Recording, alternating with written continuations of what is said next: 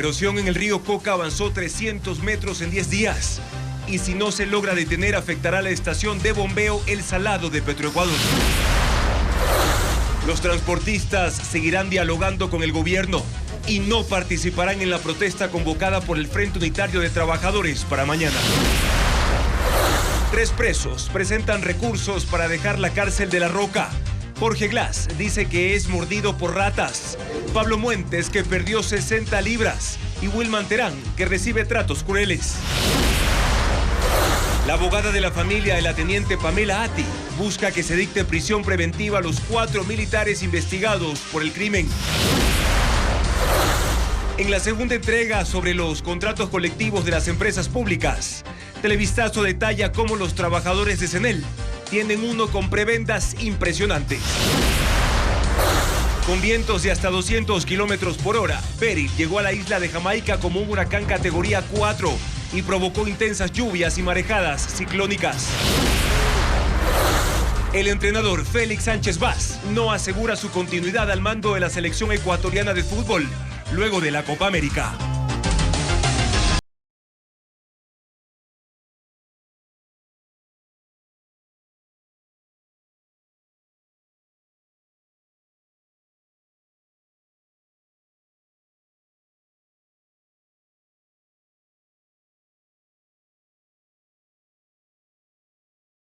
Es 3 de julio, amigos, bienvenidos a Televistazo Estelar. Comenzamos. La erosión del río Coca avanza y cada día se acerca a la infraestructura de captación de la central hidroeléctrica Coca-Codo Sinclair. Las obras de mitigación del fenómeno están en espera y el riesgo sobre la planta se incrementa. Francisco Garcés con más detalles. La erosión del río Coca avanza y con ella la amenaza de destrucción de la infraestructura de captación de agua de la central Coca-Codo Sinclair. Este año la erosión se aceleró debido a los altos caudales en el río Coca, en especial las últimas semanas. El comportamiento del fenómeno cambió radicalmente en relación al año pasado, cuando se mantuvo estable a más de 7 kilómetros de la infraestructura de captación de la hidroeléctrica. El 2 de febrero la erosión retrocedió súbitamente 200 metros y se colocó a 7 kilómetros 300 metros de la central. En ese punto la erosión se mantuvo por 135 días hasta que llegaron las lluvias. El 17 de junio avanzó 500 metros y el frente de la erosión se midió a 6 kilómetros y 800 metros de la planta generadora. Desde esa fecha el fenómeno se aceleró. El 22 de junio estaba a 6 kilómetros y 400 metros. Y el martes 2 de julio había avanzado 300 metros más y estaba ya a 6 kilómetros y 100 metros de la infraestructura de la hidroeléctrica. Es decir, la erosión desde febrero avanzó 1,5 kilómetros y cada vez está más cerca de la principal hidroeléctrica del país. Ese avance pone también en riesgo las obras planificadas para mitigar sus efectos y salvaguardar la infraestructura estratégica del Ecuador. El mes pasado ya sobrepasó el punto en el que está planificada la construcción de un dique permeable que debía servir para atrapar sedimentos y hacer que la pendiente del río no se incremente para que la erosión se haga más lenta. Ahora está a un poco menos de 2 kilómetros del punto en el que se tiene planificada la construcción de 13 pantallas de hormigón que deben formar gradas en el lecho para hacer que la energía del río se disipe. Son las 2 obras principales del plan para salvar a Coca-Codo Sinclair frente a la erosión que avanza, aunque su construcción no ha empezado. Y la estación de bombeo El Salado del sistema de oleoducto transecuatoriano SOTE también está en peligro por la erosión del río Coca. Petroecuador ordenó un estudio para la reubicación y nuevo trazado del SOTE y el poliducto. Paul Romero describe la situación. La erosión regresiva del río Coca amenaza con dejar al país también sin petróleo. El fenómeno natural avanza aguas de arriba. Además de la captación de Coca-Codo Sinclair, Televistazo constató que se aproxima a la estación de bombeo de El Salado del sistema de oleoducto transecuatoriano SOTE en el cantón El Chaco. Las 2 construcciones están en el kilómetro 112 de la vía Quito-Lago Agrio, casi juntas, apenas divididas por la carretera. La estación de bombeo El Salado es una de las 5 estaciones que tiene Petroecuador en los 485 kilómetros del SOTE entre Sucumbíos y la terminal de Balao en Esmeraldas. Esta infraestructura también está en riesgo y podría desaparecer si la fuerza de la erosión avanza sin contención. La estación El Salado es estratégica para el bombeo de crudo por la cordillera oriental. Tiene 5 tanques de almacenamiento de petróleo, un grande y 4 medianos, máquinas de alta presión, generadores, motores, tuberías. Ecoavisa consultó a Petroecuador si hay un plan para salvar la estación y evitar la suspensión del bombeo de petróleo. Mediante correo electrónico, respondió que desde el inicio de la erosión implementó un plan de gestión de riesgos y de contingencia para mitigar los impactos de la infraestructura hidrocarburífera. No especificó en qué consiste, aunque añadió que hay un estudio topográfico de la geología, un mapa de amenazas y riesgos con un análisis social y ambiental, en el cual también se determinan rutas y trazados.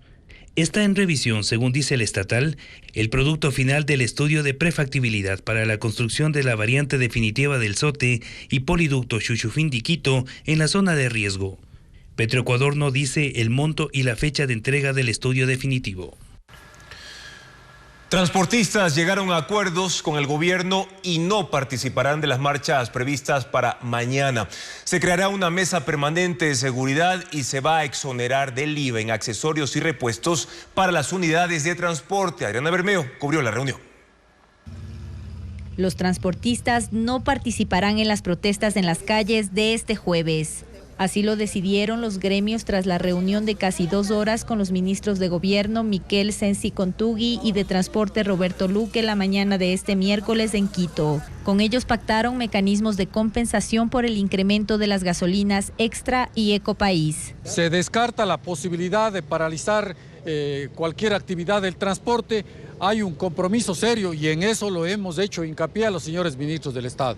Queremos el compromiso formal de ustedes de que estos ofrecimientos se van a cumplir. Lo dijimos en ocasiones anteriores, caso contrario el mismo gobierno se estaría pegando un tiro en los pies. Esta postura es el resultado de 3 acuerdos. Exonerar a los transportistas del pago del IVA en repuestos y accesorios. Aumentar la vida útil de las unidades de transporte en 2 años, que actualmente es de 20 para buses y de 15 para taxis. Y facilitar el acceso a créditos productivos para los miembros del sector. El tiempo previsto para ejecutar estas resoluciones es de 2 meses. Además, se decidió crear la Mesa Permanente de Seguridad que se instalará el próximo martes en la Gobernación del Guayas. En ella participarán el gobierno, la policía y las Fuerzas Armadas. El pedido más imperativo es que se militaricen las carreteras más peligrosas. La ruta Santo Domingo, Quevedo, Babahoyo, Guayaquil. La ruta Guayaquil hacia Manabí. La ruta Guayaquil hacia El Oro. La ruta Guayaquil hacia el Azuay y la ruta Esmeraldas hacia Quirindé. Los transportistas también piden la creación de puntos de estacionamiento seguros en las carreteras y de chats integrados con la policía para la intervención inmediata en caso de asaltos. Las mesas técnicas de compensación terminarán la próxima semana y la mesa de seguridad se mantendrá. Mientras tanto, organizaciones sociales y sindicales anuncian que las marchas para este jueves serán en 23 provincias. Las acciones están planificadas y no será una paralización nacional. Valeria Navarro amplía esta información. El Frente Unitario de Trabajadores y el Frente Popular convocaron para este jueves 4 de julio en la tarde a manifestaciones por la eliminación de los subsidios a los combustibles Extra y Ecopaís. 18 organizaciones sindicales y sociales marcharán desde las plazas y parques en las 23 provincias hacia las gobernaciones centrales. No será un paro nacional.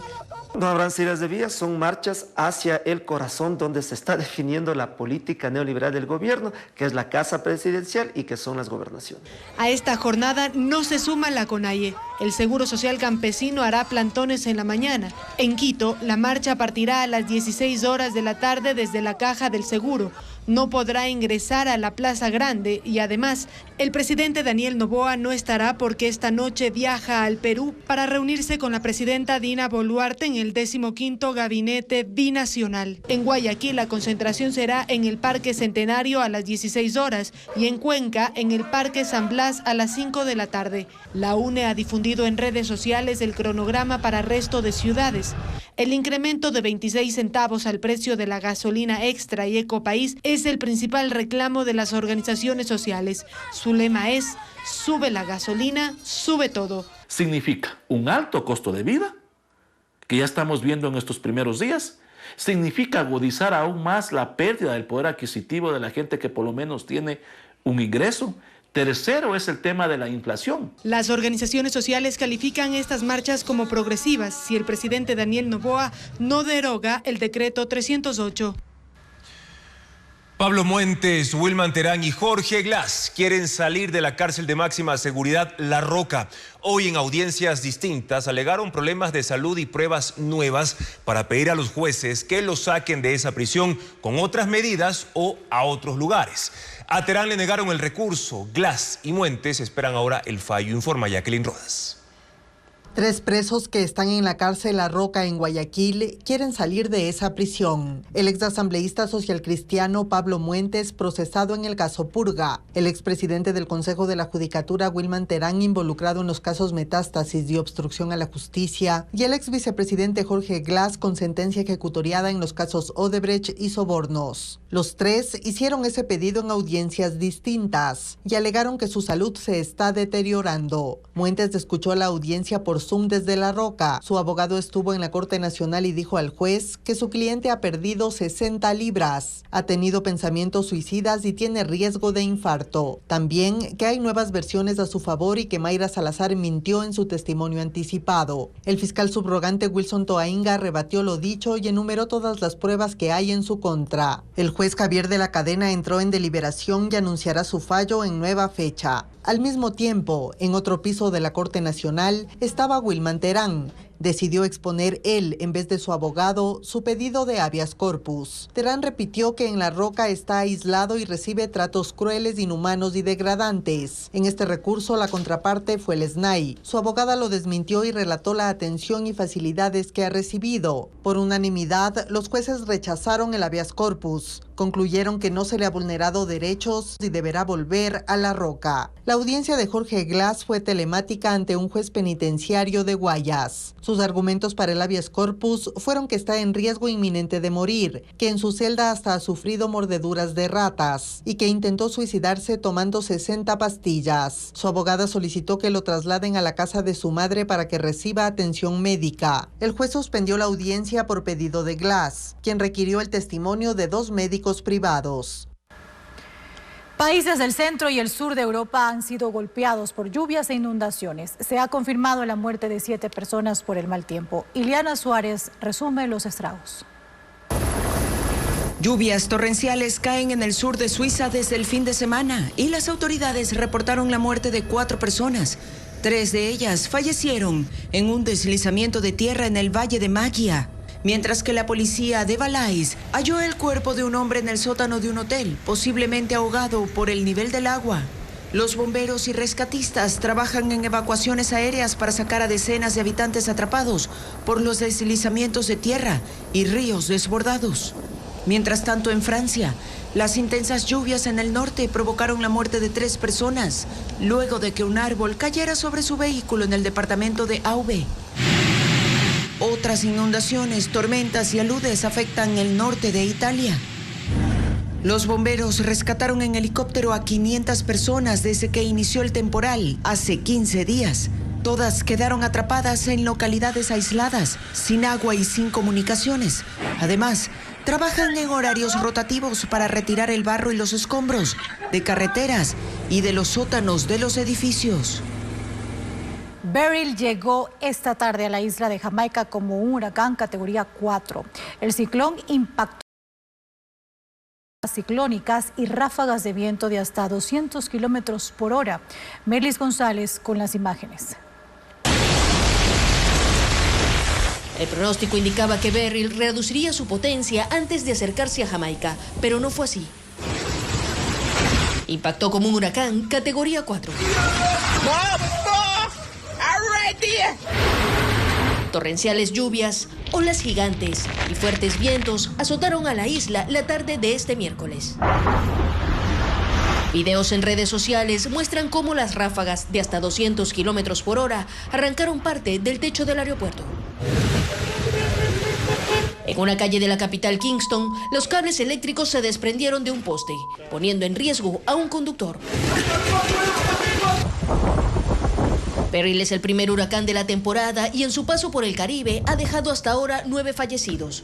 Su ruta continúa hacia las Islas Caimán con dirección a la península de Yucatán en México, donde las autoridades ya han emitido órdenes de evacuación en las zonas de mayor riesgo.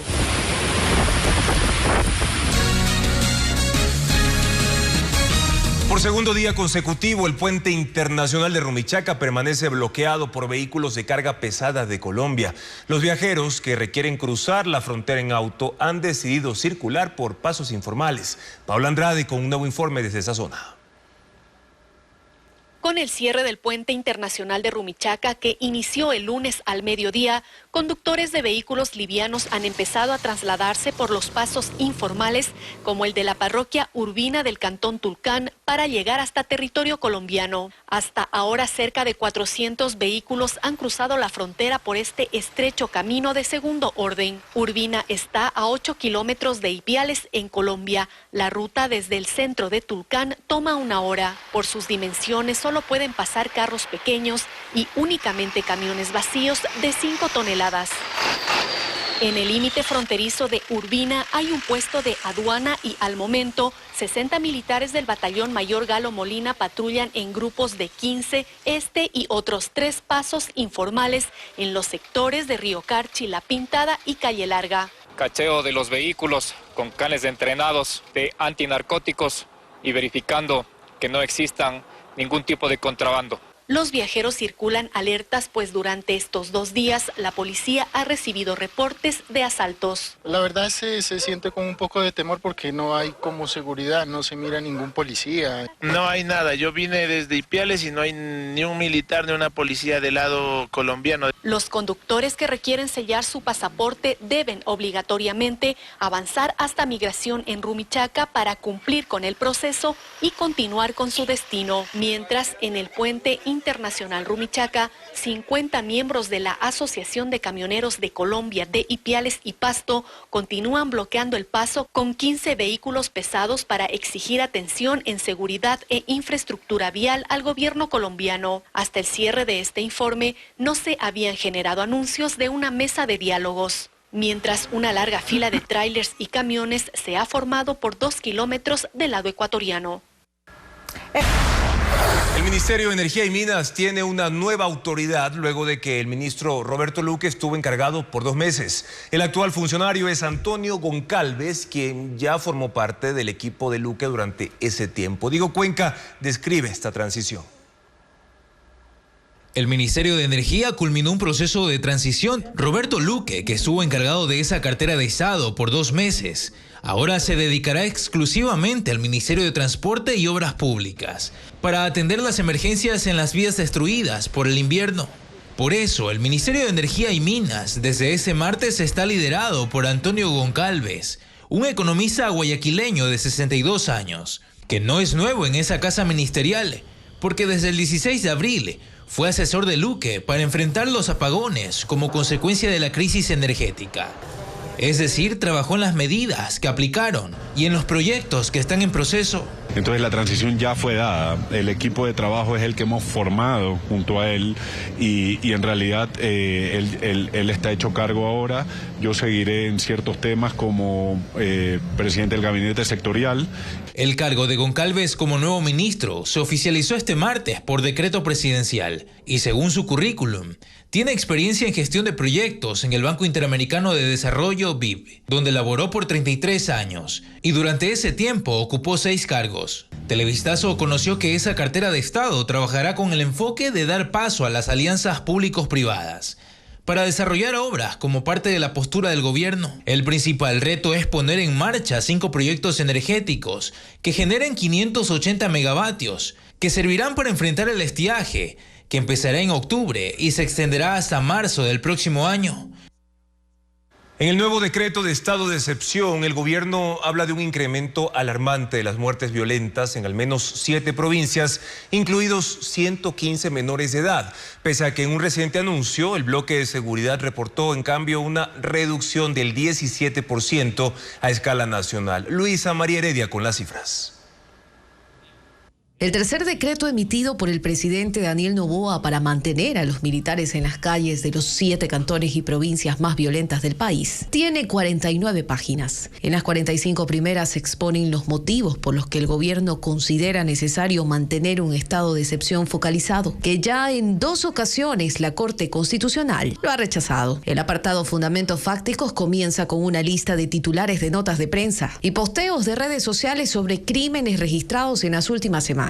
Luego cita 3 informes del Centro de Inteligencia Estratégica y 4 de las Fuerzas Armadas que están calificados como secretos, pero que se refieren a la presencia de grupos armados organizados y al cometimiento de delitos en los puntos más críticos. El documento incluye cuadros con cifras proporcionadas por la policía que evidencian un aumento de la inseguridad en la mayoría de localidades en las que rige el estado de excepción. En Manabí, por ejemplo, se contabilizaron 315 homicidios intencionales entre el 1 de marzo y el 19 de junio. 14% más que en el mismo periodo del año pasado. En Los Ríos, en cambio, hubo 260, 12% más que en 2023. En Orellana, 27, lo que equivale al doble de lo registrado un año antes. En Santa Elena, 75, que es un 10% más. Y en Azuay, provincia a la que pertenece el cantón Camilo Ponce Enríquez, que forma parte de la lista, 26, lo que significa un incremento del 37%. Solo en Guayas y El Oro las muertes violentas han disminuido, aunque juntas suman otros 973 casos. El lunes, en una rueda de prensa del bloque de seguridad integrado por el gobierno, la policía y las Fuerzas Armadas, la ministra del Interior, Mónica Palencia, aseguró que había una reducción de la violencia del 17% a escala nacional. Sin embargo, en el decreto también consta que entre marzo y junio han fallecido 115 menores de edad como consecuencia de la criminalidad, 56 en Guayas, 19 en Los Ríos y 10 en Manabí. Es por eso que el gobierno concluye en el documento que la criminalidad ha escalado cualitativa y cuantitativamente un grado de intensidad alarmante e inusitado en al menos 7 provincias. Además, el estado de excepción a 6 provincias que emitió el presidente de la República deberá pasar el filtro de la Corte Constitucional, y es que ese organismo rechazó esta medida en 2 ocasiones. Ahora expertos indican que hay nuevos elementos. Diego Puente con el informe. Los argumentos que el presidente esgrime en 45 páginas para defender la declaratoria de estado de excepción están lo suficientemente fundamentados para esta vez sí convencer a la Corte Constitucional. La pregunta es clave porque esos magistrados ya tumbaron decretos similares en mayo y junio. Según el constitucionalista David Villasís, el mandatario corrigió errores de fondo y de forma. Respecto a lo que la Corte ha criticado tanto, que es la veracidad de los hechos, que no ha existido una contrastación con noticias, con datos estadísticos, con informes reservados, considero que en este estado de excepción ya lo ha hecho el presidente. En el documento se detallan principios de necesidad, proporcionalidad e incluso expone que el nivel de intensidad de los ataques son mayores y que la penetración de grupos delictivos avanza a otras provincias. Existen los datos estadísticos, las tablas gráficas, la cita de noticias. Entonces el estado de excepción está realmente sustentado. Para el abogado constitucionalista André Benavides, el estado de excepción, tal como está redactado, es insuficiente para que pase el control constitucional. No tiene elementos nuevos y tampoco cuenta que los promocione como un documento revisado por la Asociación Mundial de Juristas. Ningún acto del poder público, y menos aún un decreto ejecutivo, necesita de cachiporreros para que pasen el filtro de la Corte Constitucional. Para él existe una diferencia con los otros decretos. En esta ocasión busca justificar 2 causales: conmoción interna y conflicto armado interno. Y esa es la razón de que tenemos un decreto ejecutivo bastante extenso que tendría que justificar los elementos fácticos para viabilizar estos decretos de estado de excepción. Benavides espera que los documentos reservados que manejan organismos como el Centro de Inteligencia Estratégica y las Fuerzas Armadas puedan ayudar a que el estado de excepción pase el control de la Corte. El presidente ordenó a esas entidades presentarlos de manera excepcional si lo requiere el juez que analizará la medida. Peligrosos incendios forestales obligan a evacuar a más de 13.000 residentes del norte de California. Las llamas han alcanzado zonas residenciales, calcinando viviendas, granjas y vehículos. Las imágenes con Melis González. Vehículos envueltos en llamas y decenas de bomberos luchando contra ellas es el panorama en el norte de California, donde los incendios forestales arrasan las zonas montañosas. Uno de los focos más peligrosos está en Oroville. Inició la tarde del martes, pero ya tiene una extensión de 8 kilómetros cuadrados y alcanzó viviendas. Ante la emergencia, las autoridades ordenaron la evacuación de 13.000 habitantes. Tuvimos brasas gigantes cayendo en el camino hacia mi casa y dije, está bien, tenemos que irnos, dice esta mujer.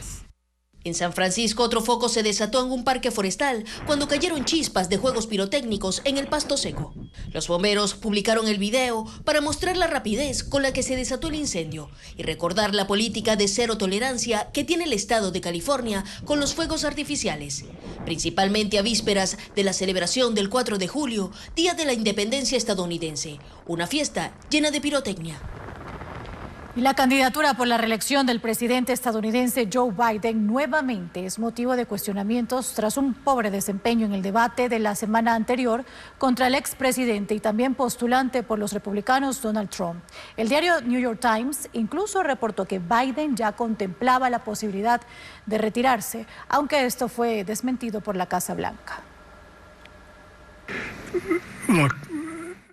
A casi una semana del debate, en que a ratos se vio confuso y errático el actual presidente estadounidense y precandidato demócrata Joe Biden, su postulación continúa en duda, al menos en los titulares de prensa. Temprano este miércoles, el diario New York Times publicó un artículo titulado «Biden cuenta a sus aliados que solo tiene días para salvar su candidatura». En el mismo, ese medio citaba a 2 aliados directos del presidente que conversaron con él en las últimas horas. Según una, Biden admite en privado que si tiene un desempeño similar al del debate en 2 eventos más a los que acudirá esta semana, su candidatura se complicaría seriamente. La otra fuente anónima agregó que Biden está consciente de que enfrenta un serio desafío político, aunque está convencido de que aún es un líder lúcido y no comprende cómo los demás no aceptan que su desempeño frente al republicano Donald Trump fue solo un mal momento. Sin embargo, la vocera de la Casa Blanca salió al paso a desmentir todo. El presidente es muy frontal y va a continuar. No tengo nada más que decir. Él seguirá en la carrera presidencial. Es lo que prometió que hará y por lo que está trabajando, dijo. Pero el de hoy no es el primer episodio de críticas y cuestionamientos a la capacidad de Joe Biden de gobernar por 4 años más. El propio New York Times publicó la semana anterior un editorial titulado «Para servir a su país, el presidente Biden debe dejar la carrera», en el cual pedía a Biden que admita que no estaba en condiciones de continuar y que dé paso a la selección de un reemplazo. La Administración de Alimentos y Fármacos de Estados Unidos aprobó un nuevo medicamento contra el Alzheimer. Se trata de un fármaco creado por un laboratorio de Indiana que atrasa el avance de la enfermedad que afecta la memoria. Ileana Suárez con la explicación. El Alzheimer es un trastorno cerebral que destruye lentamente la memoria, un agresivo tipo de demencia que además causa problemas de comportamiento. Los síntomas se desarrollan lentamente, por lo que en ciertos casos es difícil detectarlo a tiempo. La Administración de Alimentos y Medicamentos de Estados Unidos aprobó el uso de donanemab, un fármaco producido por el laboratorio Eli Lilly. Se venderá con el nombre comercial de Kisunla, un compuesto que promete retrasar la velocidad degenerativa del Alzheimer en un 35%. Cada ampolla costará $695 y se aplicará por vía intravenosa 3 a 4 veces al mes, dependiendo de cada caso. Aunque no es una cura, el fármaco remueve la acumulación de la proteína amiloides en el cerebro, que provoca enfermedades cognitivas. Otros laboratorios comercializan Leqembi con resultados similares contra el Alzheimer, mientras que el medicamento Aduhelm fue retirado del mercado por el laboratorio Biogen para elaborar una nueva medicina de mayor eficacia.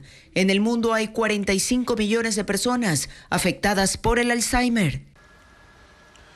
Ofertas de trabajo y estudios en Alemania, duplicado del certificado de votación y formularios de denuncia en línea por delitos de violencia de género son los servicios que se brindan a la ciudadanía. En el siguiente informe, Valeria Navarro explica cómo acceder a ellos. Los ciudadanos podrán descargar de manera gratuita un duplicado del certificado de votación. El documento digital tendrá la misma validez jurídica que un físico. Podrá ser usado para todo tipo de trámite. El usuario no deberá tener multas con el Consejo Nacional Electoral para acceder al servicio en la página web www.cn.gov.es o desde la aplicación móvil. Las descargas se iniciarán en 60 días. La Agencia Alemana de Cooperación capacitará a 80 jóvenes ecuatorianos de 18 a 25 años en formación técnico-industrial. Bachilleres y alumnos de carreras relacionadas con mecánica y electrónica estudiarán alemán durante 12 meses en Ecuador. Luego viajarán a Alemania para recibir formación académica y realizar prácticas preprofesionales remuneradas durante 8 semanas o prácticas profesionales durante 2 o 3 años. Las inscripciones serán hasta el 8 de septiembre en la página web www.formacionpamalemania.com. La Fiscalía amplió el catálogo de delitos que se pueden denunciar en línea. Son distribución de material pornográfico a niñas, niños y adolescentes, utilización de personas para fines de exhibición pública con fines sexuales, trata de personas, extorsión sexual, abuso sexual, incitar o permitir la entrada de menores a prostíbulos. Para denunciar, las personas deben ingresar a www.fiscalia.gov.es y seleccionar la opción Violencia de Género.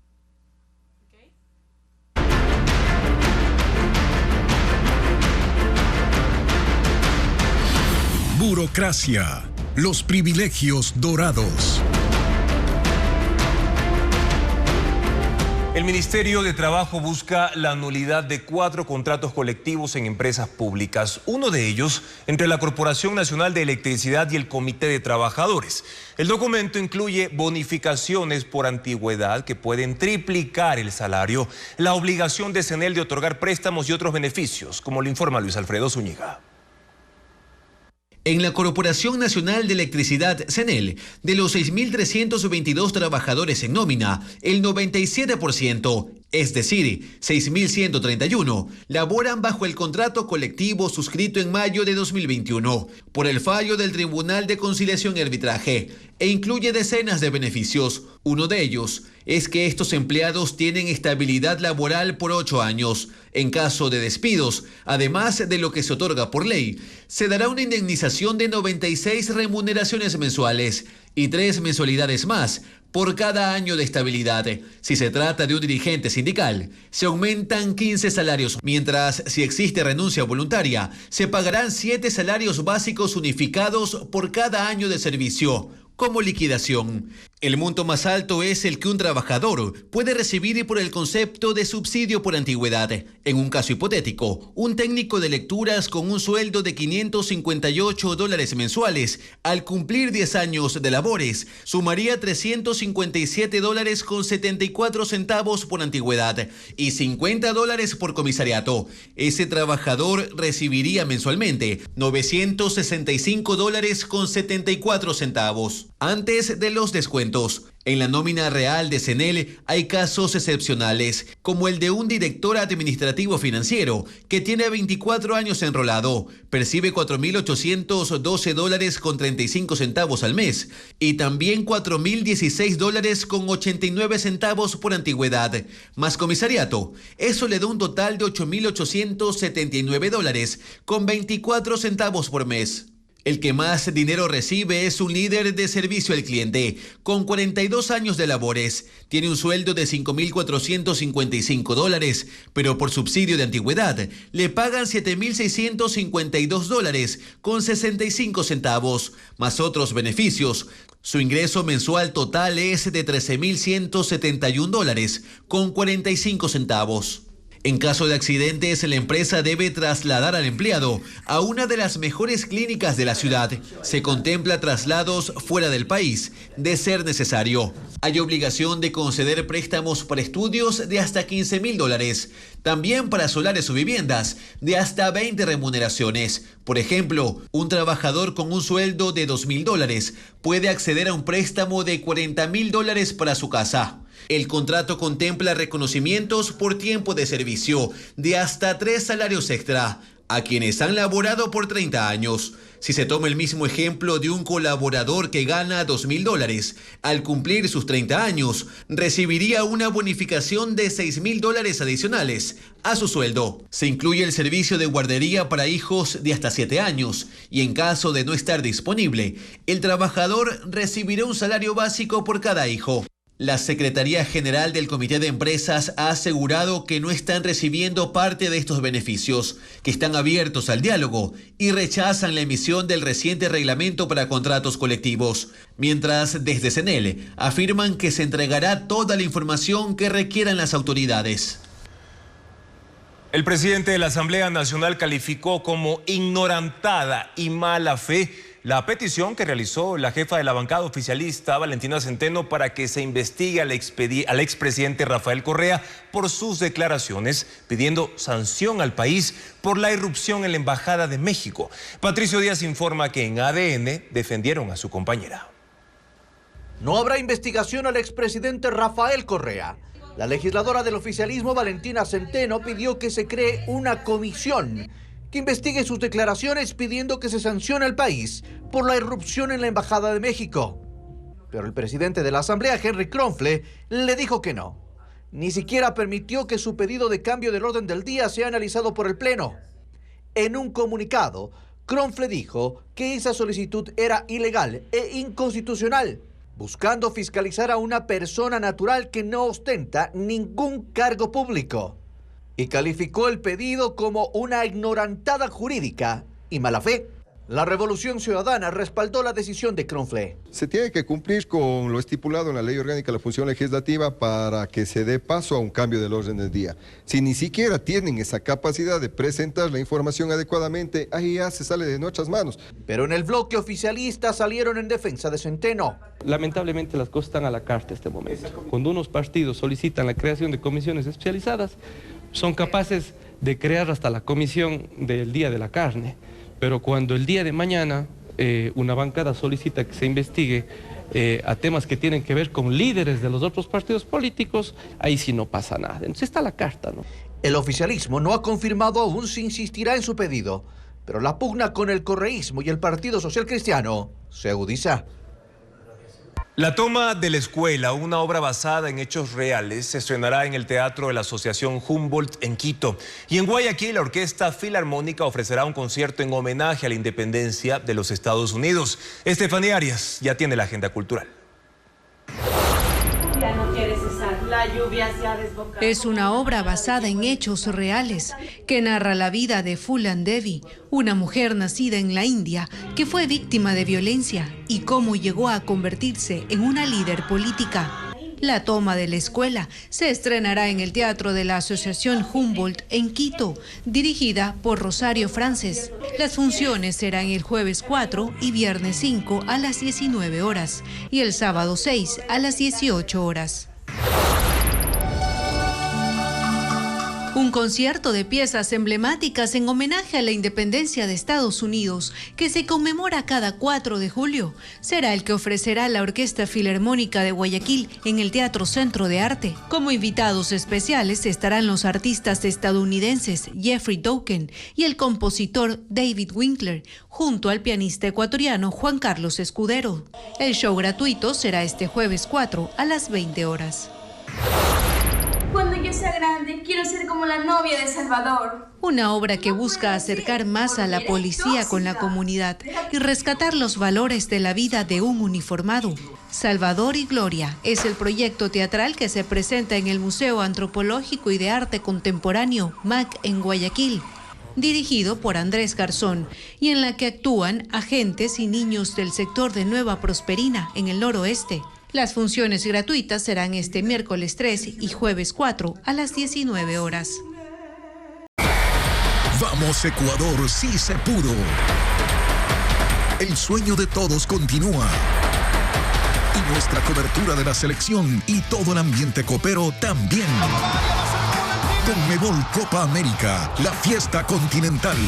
Este jueves 4 a las 6:50 de la tarde. Y después disfrutaremos juntos de Ecuador versus Argentina a las 8 de la noche. Porque los partidos de la Copa América se viven aquí.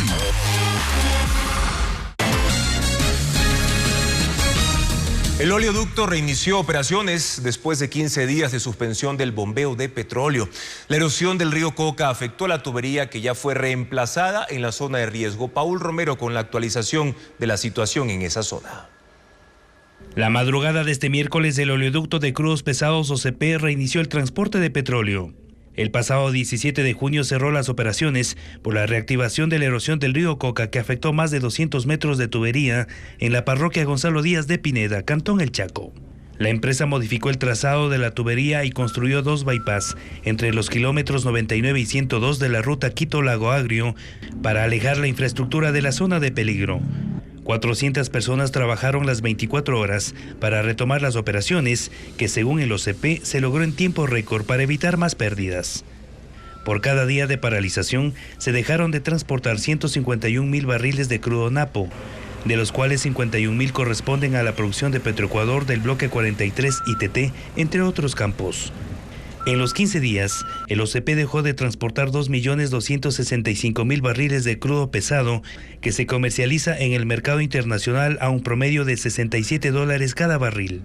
Por esta emergencia entre Petroecuador y las empresas privadas, las pérdidas por venta son de $152 millones.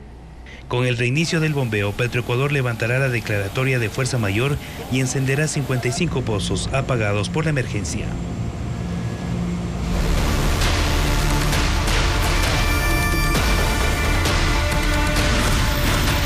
Cuarteles, otra mujer asesinada. Al menos 2 de los oficiales del ejército procesados por el femicidio de la subteniente Pamela Ati en un cuartel militar entregaron muestras biológicas para ser comparadas con los restos encontrados en las partes íntimas de la víctima. Fabiola Santana con la actualización de este caso.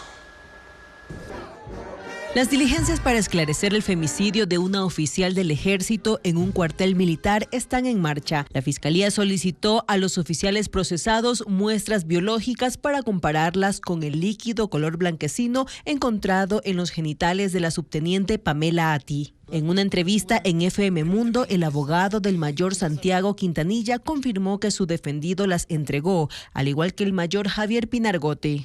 Televistazo conoció que la justicia tiene muestras de 18 militares de la Brigada 19 Napo de Orellana, entre estas las de los que participaron en la fiesta de despedida de 2 uniformados a la que asistió la subteniente antes de ser violada y asesinada en su villa. También están 20 celulares, incluido el de la víctima, de los que se extraerá información que pueda aportar a las investigaciones.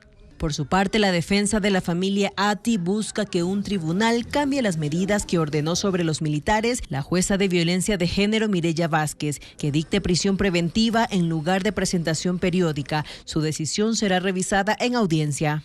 Está ya apelada, inclusive ya ha sido aceptada el día de ayer, y donde el Tribunal de Alzada es el que tendrá conocimiento de esta apelación en cuanto a las medidas cautelares. Y de las Fuerzas Armadas espera su colaboración este miércoles, pues se realizará la reconstrucción de los hechos en la Brigada 19 Napo para recrear lo que pasó desde la fiesta hasta que los 4 militares llevaron a la víctima a su habitación y fue hallada muerta con signos de violencia.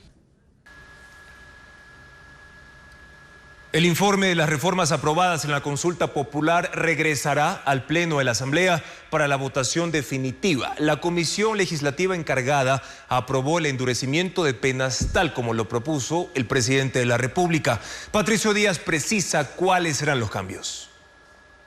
Las penas para delitos graves aumentarán como lo propuso el presidente Noboa. Así lo decidió la comisión especial que tramita las reformas aprobadas en la consulta popular del 21 de abril. El Pleno le había dado 48 horas para incorporar cambios, pero sus miembros decidieron no hacerlo.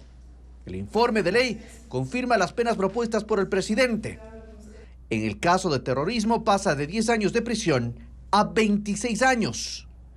El tráfico de drogas, que llegaba hasta 13 años, pasa a 26. El secuestro, de 22 a 26 años también. El sicariato tiene pena máxima de 26 años y con la reforma llegará hasta los 30. La pena con mayor incremento es la minería ilegal, que pasa de 7 a 20 años de cárcel, entre otros delitos graves que se incluyen en el proyecto. La minería ilegal, considerada como está hoy en el COIP, estaba hecha de acuerdo a una minería que no era lo que es hoy la minería en el Ecuador. Hoy la minería en el Ecuador ilegal sirve para financiar, mantener, sostener estructuras criminales. Entonces no es una cosa menor. El correísmo reiteró que las nuevas penas no tienen proporcionalidad, e insistieron en la modulación de esos textos, pero se llenaron al informe de mayoría. En la extinción de dominio, cuyo debate fue polémico, el informe conserva la propuesta presidencial. Se declara que no necesitará una sentencia penal para iniciar el proceso que permita que bienes de origen ilícito pasen al Estado, pero determina los delitos en los que puede proceder: narcotráfico, terrorismo, trata de personas, secuestro, sicariato, entre otros. El Pleno de la Asamblea tratará el informe la próxima semana para su aprobación definitiva. Y ese país firmó un acuerdo con Panamá en el que se compromete a dar recursos para la repatriación de migrantes irregulares que cruzan la peligrosa selva del Darién. Cada año millones de personas usan esa ruta en su intento de llegar a Norteamérica. Solo en lo que va del año, más de 12.000 ecuatorianos ya recorrieron ese trayecto. Así fue la firma de un memorando de entendimiento entre Estados Unidos y Panamá en un nuevo esfuerzo contra la migración ilegal. En el documento, la Casa Blanca se compromete a apoyar al presidente José Raúl Mulino con recursos para repatriar a las personas que cruzan la peligrosa selva del Darién a diario en su camino hacia Norteamérica. Así lo había advertido el mandatario, quien culpó a las mafias por el incremento del flujo migratorio. No permitiré que Panamá sea un camino abierto a miles de personas que ingresan ilegalmente a nuestro país, aupados por toda una organización internacional relacionada con el narcotráfico y el tráfico de personas. Estados Unidos anunció que en las próximas semanas Panamá comenzará la deportación de quienes no tengan base legal para estar en ese país. Para facilitar los vuelos, la administración de Joe Biden destinó $6 millones de forma inicial. Y aunque no se han definido los protocolos, la mayor cantidad de migrantes registrada por las autoridades panameñas son de Venezuela, le sigue Ecuador, Haití, Colombia y China. Hasta junio de este año transitaron 175.000 personas por la peligrosa selva del Darién. De ese número, más de 12.000 eran ecuatorianos. El 2023 cerró con más de 1 millón de personas que usaron esa ruta. El Servicio de Rentas Internas modificó los porcentajes de autorretención de los grandes contribuyentes a partir de junio. Originalmente estaba previsto que se recauden $2.300 millones en 2024 por ese concepto. Todavía las autoridades económicas no le han comunicado al país el impacto de ese cambio. Sin embargo, gremios empresarios lo rechazan e incluso lo consideran antitécnico. En la búsqueda de liquidez, el gobierno raspa la olla. El Servicio de Rentas Internas modificó los porcentajes de autorretención para los grandes contribuyentes a partir de junio. En unos casos el porcentaje se incrementa, en otros disminuye, pero según el sector empresarial, en el balance hay una afectación mayor al capital de trabajo e inversión de las empresas. Primero, se debe recordar que fue la Ley Orgánica de Urgencia Económica y Generación de Empleo la que estableció las autorretenciones del impuesto a la renta para los grandes contribuyentes, es decir, para las empresas que mayores ventas tienen en el país, 471 en total, que generan aproximadamente el 55% de los ingresos tributarios que tiene el fisco.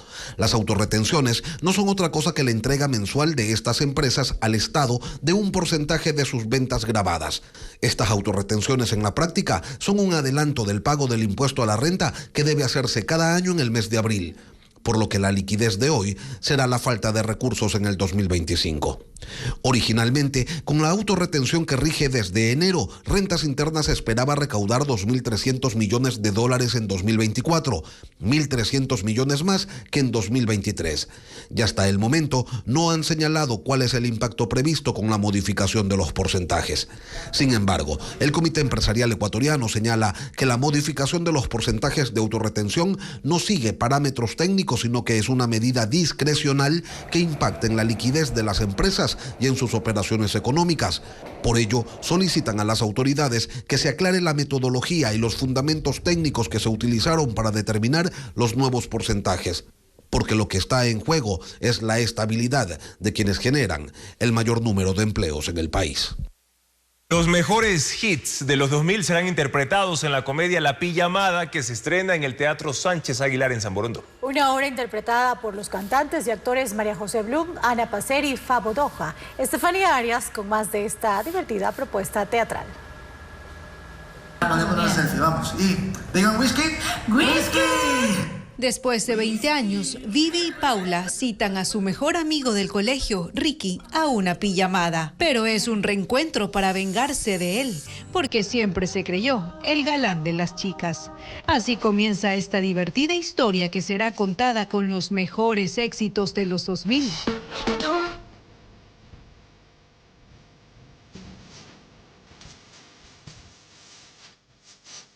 La pijamada, una obra cómica que se estrenará este miércoles 3 en el Teatro Sánchez Aguilar, dirigida por Alejandro Lalaleo. Mi personaje se llama Ricky, soy el que va a sufrir la venganza. Él nos espera todo esto que han armado, porque esto lo han armado en conjunto Vivi y Paula, entonces yo soy una víctima.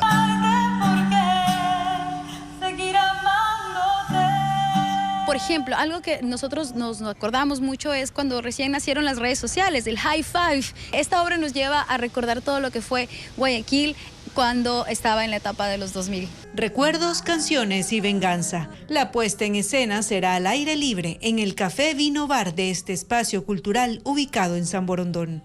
Las funciones serán todos los miércoles de julio a las 20 horas. Organizaciones sociales y sindicales anuncian que las marchas para mañana serán en 23 provincias y habrá cierres viales en distintos puntos. En el caso de Quito, la movilización partirá a las 4 de la tarde desde la Caja del Seguro Social en el centro de la ciudad. Las avenidas 10 de agosto y 6 de diciembre estarán cerradas, así que tomen precauciones. Gracias por su confianza y sintonía de siempre, amigos. Mañana en contacto directo estará Vladimir Porogni, abogado de uno de los imputados en el asesinato de la subteniente Pamela Ati, ocurrido en un destacamento militar. Además, nos acompañará Francisco Rivadeneira, director ejecutivo del Comité Empresarial, para explicar por qué se oponen al aumento del monto de autorretención del impuesto a la renta. Gracias por habernos acompañado, amigos. Buenas noches.